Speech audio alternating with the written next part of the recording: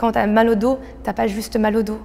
Peut-être que la charge est trop lourde à porter. Bonjour, je m'appelle Sophie Trem, je suis la fondatrice du blog The Other Art of Living, des Good Mood Class et du livre La Good Mood Class, les 5 clés pour réactiver votre bonne humeur et changer d'état d'esprit. En 2013, j'ai fait une carrière dans la mode. J'ai bossé pendant plus de 10 ans dans la mode. C'était vraiment mon rêve de travailler dans la mode. Je suis vraiment née dedans. Mes parents étaient dans la confection et j'ai vraiment nourri ce rêve que j'ai réalisé. Au fur et à mesure, ça a commencé à devenir très difficile. Il y a beaucoup de tensions, beaucoup de stress parce que c'est un métier et un milieu dans lequel il y a beaucoup de stress pour pas grand-chose, mais ça me rendait complètement malade. J'étais angoissée, hypocondriaque, j'avais de l'eczéma de la tête aux pieds. J'étais pas heureuse dans ce que je faisais, même si j'avais l'impression de cocher toutes les cases. Il m'arrivait toujours des espèces de petites merdes dans tous les sens du terme, et je me dis, il y a un truc qui doit clocher chez moi. En fait, j'ai jamais imaginé que j'allais faire un blog. J'avais négocié un licenciement économique, et du coup, je suis tombée sur une conseillère au Pôle emploi incroyable qui a dit que justement, je venais d'apprendre que j'étais enceinte. Elle m'a dit que ça serait le meilleur moment pour envisager ma nouvelle vie pendant ma grossesse, et m'a suggéré de reprendre le chemin de l'école, faire des formations créatives, ce que je ne pensais pas du tout être, et elle m'a dit en fait vous êtes hyper créatif mais vous le savez pas, et c'est comme ça que The Other Art of Living est né. Le blog existait depuis presque 3 ans et j'avais proposé à mes lectrices une rencontre et on a décidé d'organiser un brunch pour l'anniversaire des 3 ans, et cet anniversaire s'est transformé en Good Mood Class qui est devenu aujourd'hui un rendez-vous récurrent dont j'ai fait mon job, et j'ai créé une méthode pour réactiver la bonne humeur par le biais du corps et de l'esprit en 5 points clés: la posture, la respiration, l'instant présent, la pensée positive et l'acceptation. Alors l'importance de la posture, c'est parce que déjà, avant tout, c'est le corps. Et c'est notre façon de nous présenter, d'avancer. En général, quand on se sent bien dans sa tête, on se sent bien dans son corps, ou si ce n'est pas le cas, vice-versa. Donc important de bien se tenir et de bien se sentir. Comment faire?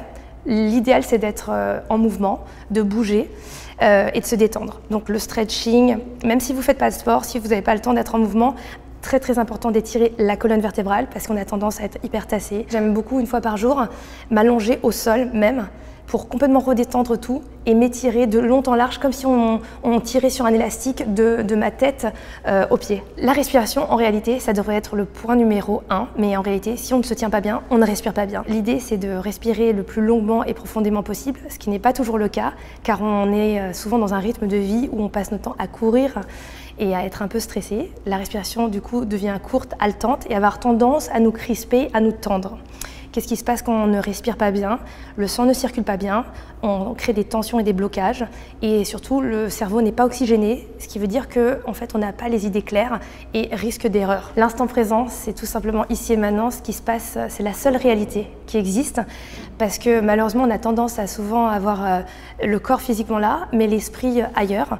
On a tendance à penser au passé, à avoir peur du futur, alors qu'en réalité la seule chose qui soit possible, c'est ce qui se passe maintenant tout de suite dans notre réalité. Elle nous permet de relativiser, de revenir à l'essentiel, d'apprécier les choses, de régler les problèmes un après l'autre, et surtout de faire avec ce qu'on a. Alors le point numéro 4, la pensée positive. En fait, on pourrait dire aussi / pensée négative, car tout commence par la pensée, se traduit par la parole et se concrétise par l'action. Donc l'idée, c'est déjà d'avoir conscience de l'état de nos pensées, parce que souvent, parfois, on ne sait pas en fait qu'on envoie des pensées négatives un peu partout, et du coup, ça va se traduire dans notre langage.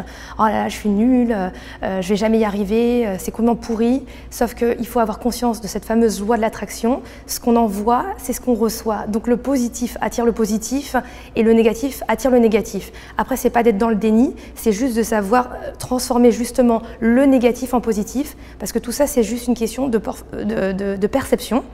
Et c'est un exercice à faire tous les jours, parce qu'il y aura toujours du négatif dans le positif et du positif dans le négatif. À nous de le transformer et à le changer. Le 5e point, c'est l'acceptation. Pourquoi il arrive en dernier point? Parce que c'est le plus difficile. S'accepter, c'est que quelque part, on n'a pas vraiment le choix. Accepter soi-même comme on est, avec nos défauts et nos qualités, mais aussi accepter que les choses se passent comme elles doivent se passer, ou tout simplement que les choses ne se passent pas comme on veut. Et ça, c'est hyper compliqué, parce qu'on est ultra contrarié quand ça ne se passe pas comme on veut, parce qu'on a toujours été éduqués à être des Wonder Woman. On nous a dit qu'on devait faire ci, on devait faire ça, et nous, on a créé des plans dans notre tête, on a projeté plein d'idées, et quand ça ne se passe pas comme on veut, on se tend, on se crispe. Alors que la réalité, c'est que quoi qu'il arrive, les choses, elles se passent toujours comme elles doivent se passer. Qu'est-ce qui se passe quand on accepte? Et ben écoute, en fait on apprend, on avance et c'est le seul moyen de ne pas rester accroché et justement de rester figé. Et on apprend de ses erreurs et surtout ça nous permet de vivre mieux tout simplement, d'être moins contrarié. Je voudrais que les gens connaissent ces 5 points clés comme bonjour, merci, au revoir et qu'ils disent à tout moment, ils ont ça dans la poche, enfin pas dans la poche, en eux et que ça change tout. Le corps et l'esprit vont ensemble et justement notre corps c'est notre meilleur ami.